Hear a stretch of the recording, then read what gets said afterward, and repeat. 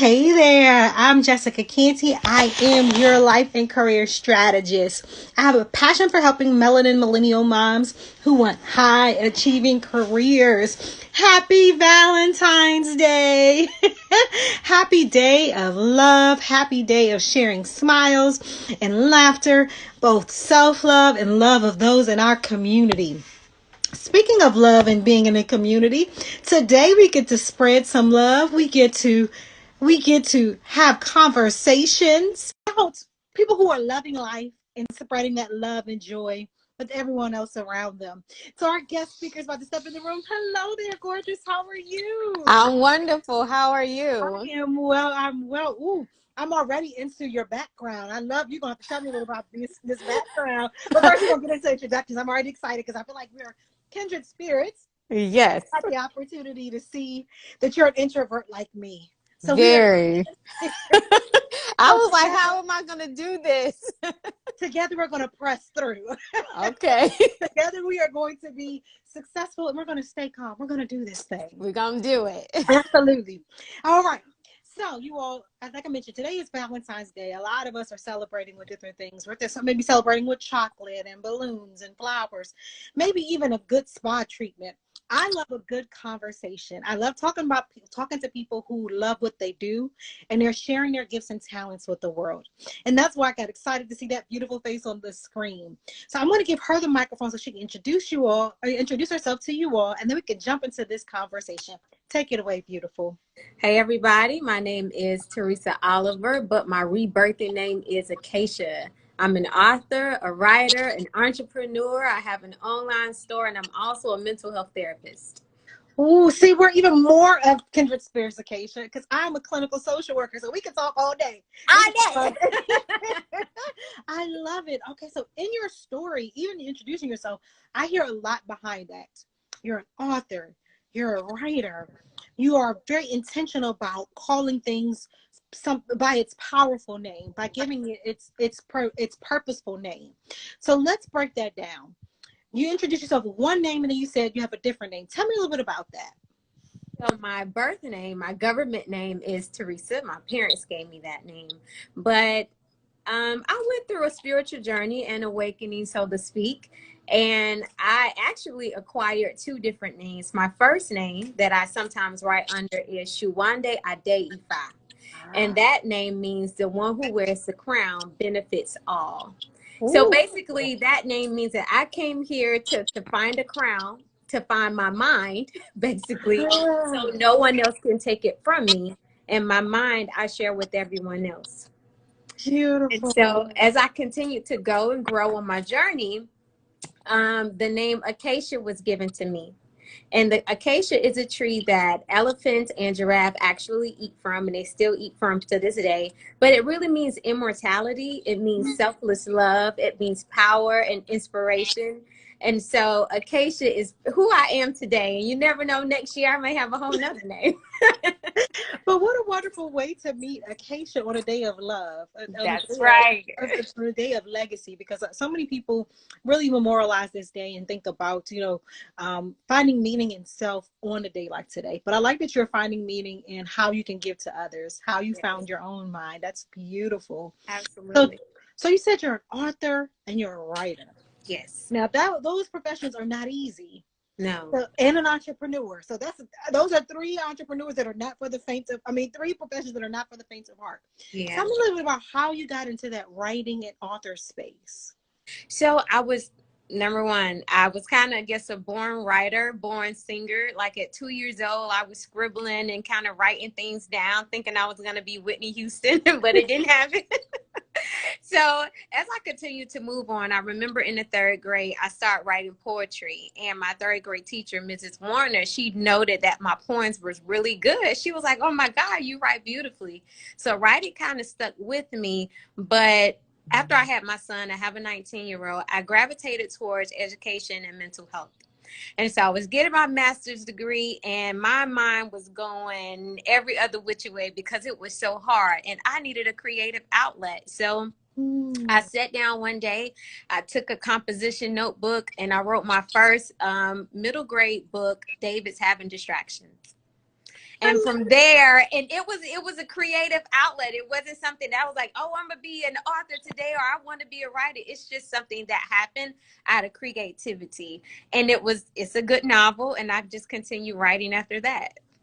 Wow, just the title itself just made me smile because, what a wonderful way to connect. Because when you think about middle schoolers, they already have a lot of distractions, They do. both internal and external. Yes. So when you were writing this book, did you have your son in mind, or what was the overall goal with this particular book? So with Davis having distraction, yes, my son was the inspiration behind the book. I was teaching at a school for students with unique learning profiles. 95% of the population was African American, and they all had some type of negative label. And my son was about to get one of those labels. And I was like, wait a minute, nothing is wrong with him or the way he learns. We need to tailor the teaching to how he learns. So I wanted to create a mascot for those students, but I didn't want the mascot to be like a sappy story or like, oh, woe is me. I wanted the character to have spunk. I wanted it to be a character that they could relate to, that they could say, wow, this boy is just like me. And I wanted it to be funny and humorous as well. So that's how that story came about. Oh my goodness, I can only imagine. I'm over here smiling because a lot of times children who are in that age are already trying to figure out who they are. They've already got these hormones and all this good stuff raging, and then to slap a label on them, that can make it even more stigmatizing and hard to come out of that space. It does. And so, as you were saying that, I heard your mental health expertise because I'm connecting with you. I am a social worker in the child welfare space, and I know a lot about how children of color can get labels that follow them through the rest of their lives. Yes. So, how do we go from writing a book, writing poetry, to being an entrepreneur and a mental health practitioner? Like, do you get sleep at all? I don't. I start my day probably at 4:30 in the morning, and that's why you see all of this stuff back here. So I'll get up at 4:30 in the morning. I'll begin saying my affirmations here. Then I'll go right into yoga, or I'll go deep into just really deep stretching or qigong. And I kind of set the day, like, what do I feel like today first? What am I feeling like? And then I go about, okay, let's start executing. And some days it's mental health. Some days it's writing. Some days I do a lot of different things. Some days it's the online store. And then I also work for a nonprofit as well. So sometimes it's the nonprofit. It really just depends on the day. I will say this, just to be candid, I don't have a love life or a social life. Okay. So when you don't have those things, you can you have so much energy when you don't have a love life, let me tell you. So I have a lot of energy just to kind of put a little bit of everywhere. So I like to do a little bit of everything. And also, life is really short. And when I transition, I don't want to say, well, I wish I would have done this or I wish I would have done that. I want to do as much as I can while I can. I don't want to leave one stone unturned. I want to do everything. So that's why I kind of just spread myself out. Well, that sounds like a love life to me. That It sounds is. like a life full of loving what we're created to do. You start off with affirmations. So you are affirming some loving things about who you are. You're loving your body, doing that yoga, doing the stretches. So I'm connected with you. Yes, ma'am. Every day. I love life too. So we're living out our passions and we are giving back to those who are around us. Mm-hmm. So tell me a little bit about, because I'm thinking about how you had to go from the thought to the action. How did you go from, I love the, your daily activities to care for yourself. Where does the mental health side come in? Like, how, I know that that's a commitment beyond just writing something on a piece of paper, but where did that come into your life, doing the mental health work? So one thing I noticed in the African American community is that mental health is so taboo. Not only mental health, but also emotional education is very taboo. And I noted my, I say bad behavior. I noted my own personal bad behavior. And I didn't want to live my life like people before me in my family. I wanted to be the one that could kind of turn the page and do things differently and taking care of my mind, because if you think about it, we live in this mental universe. Everything is thought first before it turns into matter. So I wanted to take care of here before I could take care of anything else. And initially it was, you know, it's kind of hard to tell your business, your deepest, darkest secrets. And then you have to, you don't have to, but then disclosing to other people, well, you know, I go to a therapist, or, you know, I talk about, you know, my problems with someone else. It's, it's hard, but now I'm very thankful that I've done that, and I will continue to do that for the rest of my life. I honestly, now I love my therapist. She was honestly the inspiration behind my adult novel. So I was telling her my business or whatever, and she was like, Teresa, this sounds like a book. And she actually gave me the title of the book. She was like, this sounds like a book. It sounds like anger, men, and sex. And you just need to write all of this down. And so I did. Oh, Oh my goodness. wow. So, you know, it's so interesting because you were able to free yourself. You're now creating content that can free others. So Yes. let's talk a little bit about that book that you were talking about. Uh, okay, event organizer. Oh, okay. I think someone else is joining us. Hey, everybody. Hey. So glad you're here. So let's talk a little bit more about your book. Mhm.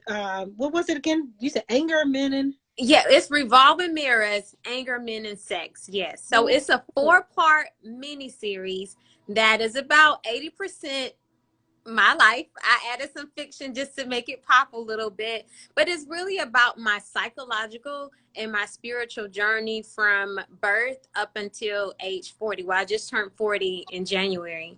So a lot of things I was going through, I didn't realize until, like, you all know, hindsight is 2020. So hindsight, looking back, I'm like, oh, that was a spiritual awakening, or oh, that was depression, or oh, that was this was that. And I wanted to write all of that down so other people who go through the same thing can relate to it, but then also keep it juicy. In my younger years, I had a spicy kind of sex life. Now it's just boring. I don't really do anything. But it was spicy and very interesting. And like I said, my therapist actually suggested that I put all of my racy stuff in a book. And it was, I'll say, a little hard to kind of cross over from writing late elementary to middle schools over to, you know, the adult world. It's kind of hard to do that. And that's why I did also divide up the names from Teresa to Shawande to Acacia. Absolutely, absolutely. So we got a lot going on over here in the chat box. People are We do. responding.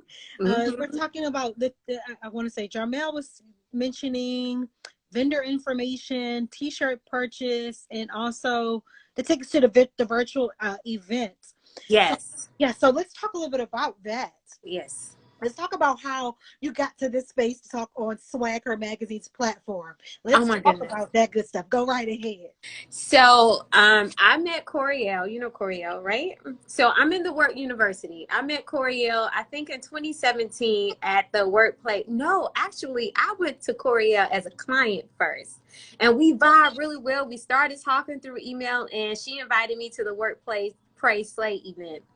And I went, and it was absolutely phenomenal. It was a room, a weekend full of positive women. It wasn't one negative comment, no criticism. It was beautiful. So she started the Work University, and I've been in there since the beginning. And Lakeisha Mosley posted that she was doing the from what is it, from papers to profit conference. And she said, you know, are any authors in the building? Do you guys want to participate? And I raised my hand. I'm like, yeah, put me out there. So she sent me the information, and I'll be participating in a book chat where I'll be talking more about myself and more about anger, men, and sex. You know, but I'm so glad you told us about your personal story, because a lot of times when people get in these spaces, it can feel a little like somebody's selling you something, but you all can tell that they are here to support you. There's a difference between selling and supporting.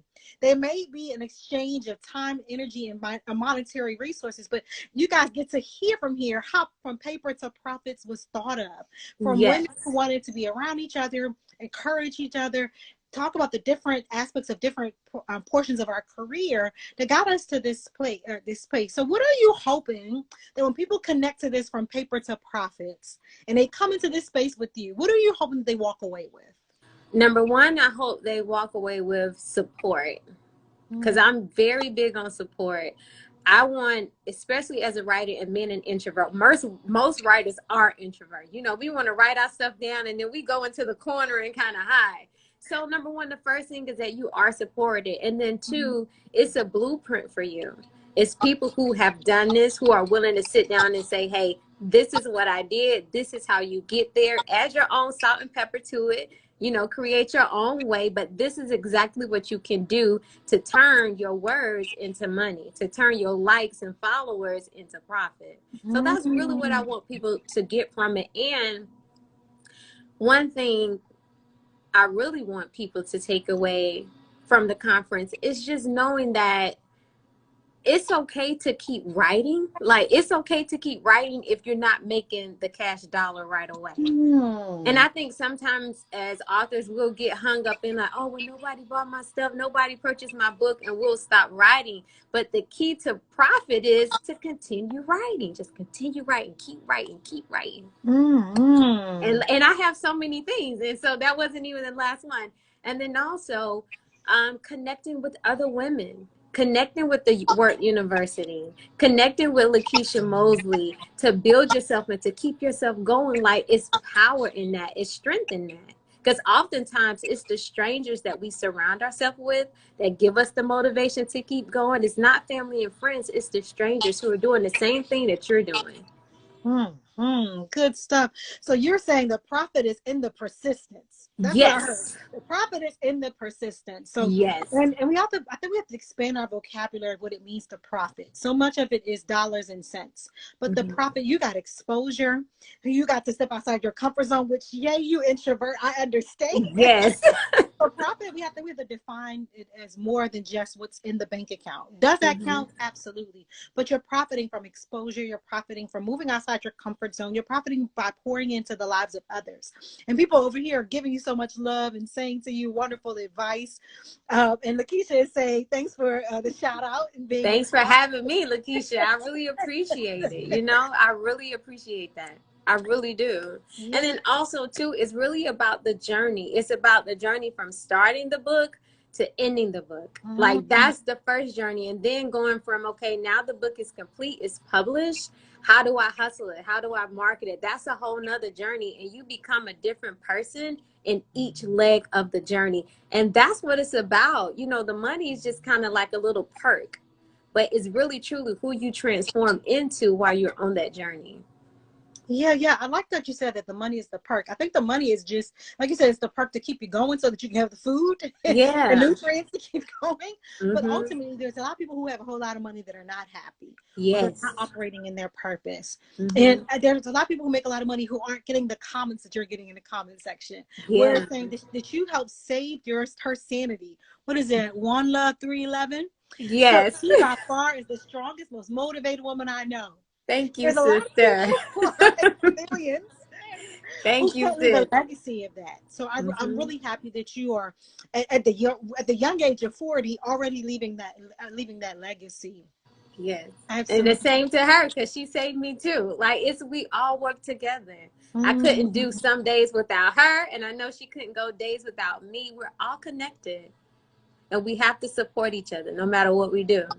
Absolutely. Sounds like that's a true success squad. I love it. I'm trying to bring everybody with me. Come on, let's go. Let's get it. I love it. You know, it's such a timely time, a timely point in the month to have this conversation, because not only is today Valentine's Day, but we are honoring the lives of African Americans who contribute to the world around us. Yes. And so I'm just curious, if you could think of one role model that has led you to this space that happens to be African American, who would that be? Maya Angelou, Dr. Maya Angelou. I say this quote that her aunt told her: when you get, you give, when you learn, you teach. I live my life teaching. Oh no, you're breaking up.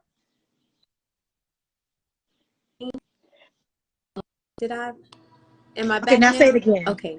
Oh, you were giving some good knowledge, and then I wanted to break up. Say it one more time. Yeah, Dr. Maya Angelou's quote. Yeah, when you get, you give, when you learn, you teach. And so I live my life by that, truly day to day. Anything I learn, I make sure either I'm texting somebody and sharing that knowledge.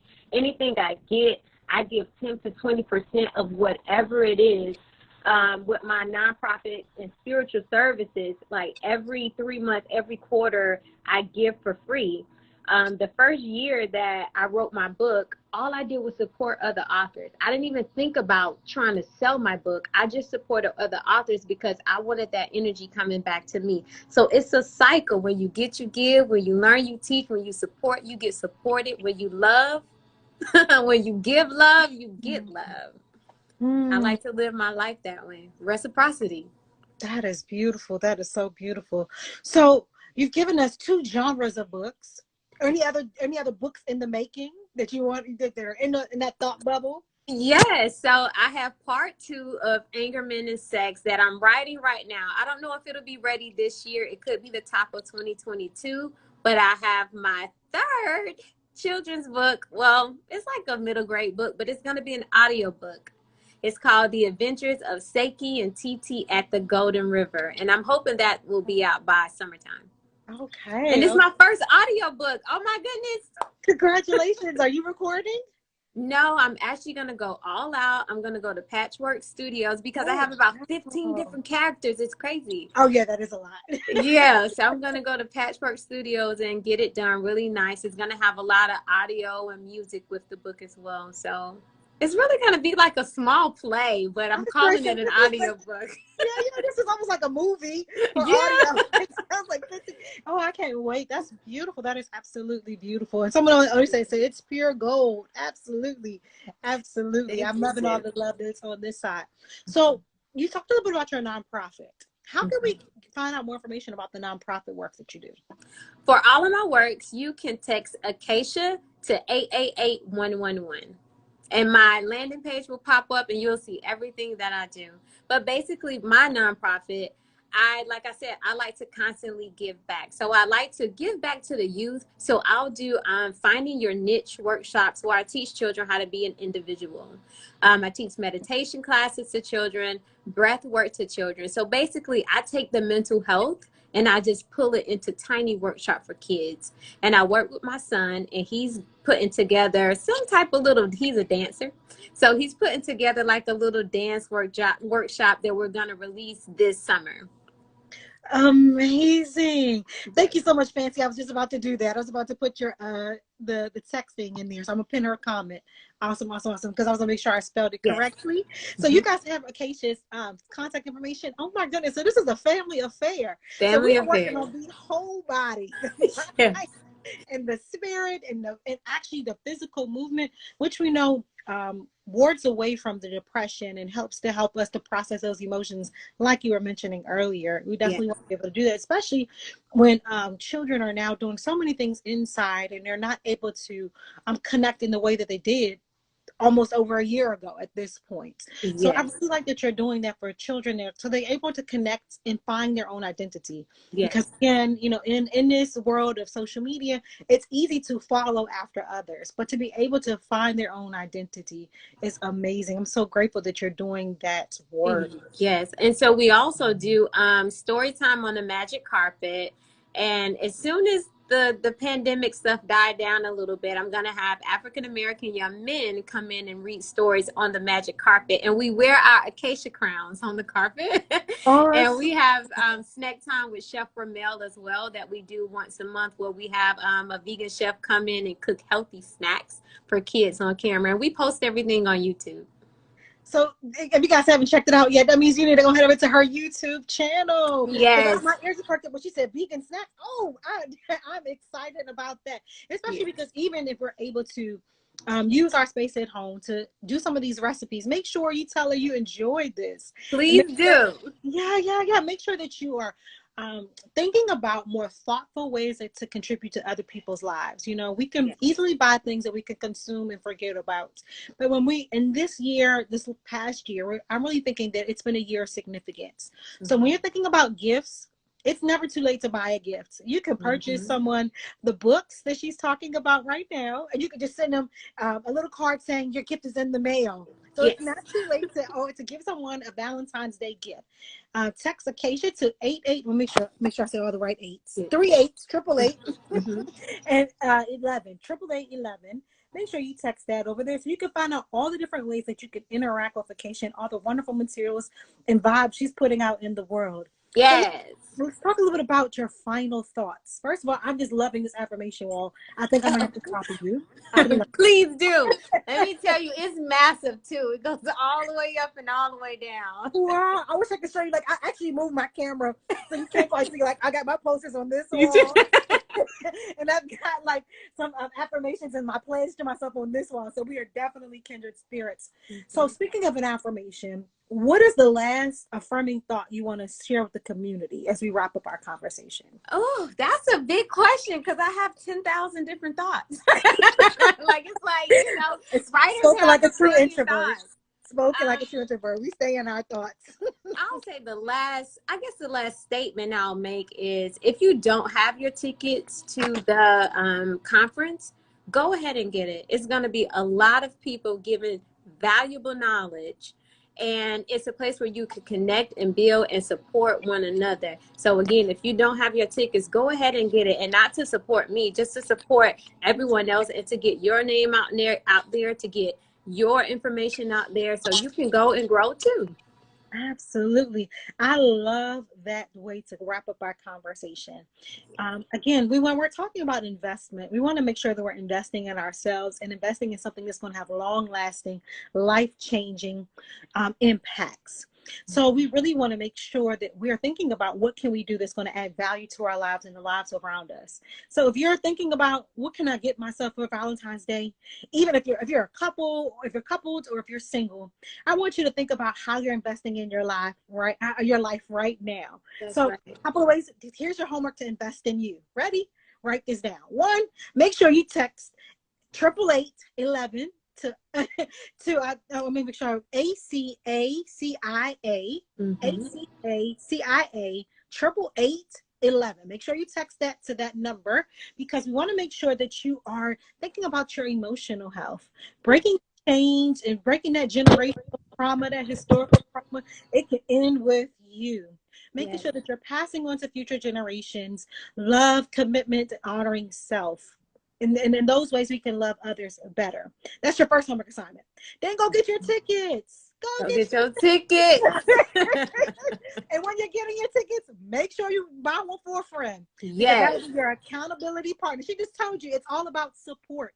So when we are taking on these adventures, it can be really, really scary. But if you got an accountability partner that's going to go through the process with you, it can decrease that anxiety. I'm so excited about the change it's going to create in your life. I'm so excited about how it's going to affect your life across the board. When we're talking about your mental, physical, your career, everything. Every aspect of who you are can be covered in this conference. And I'm saying that as a life and career strategist. I love talking about high achieving careers. But what I know is that if we don't address the mental health portion of it, if we don't address who we are at the core, it won't work. No. So do the work. Buy the book. That's the work. Buy the book. It's as easy as a text message. You're already on your phone. Send a text message and buy the tickets. All right, beautiful. It's been it's actually been a pleasure to chat with you. Thank you so much. And you did an amazing job. You represented introverts well. Thank you. It was an honor. I'm very honored.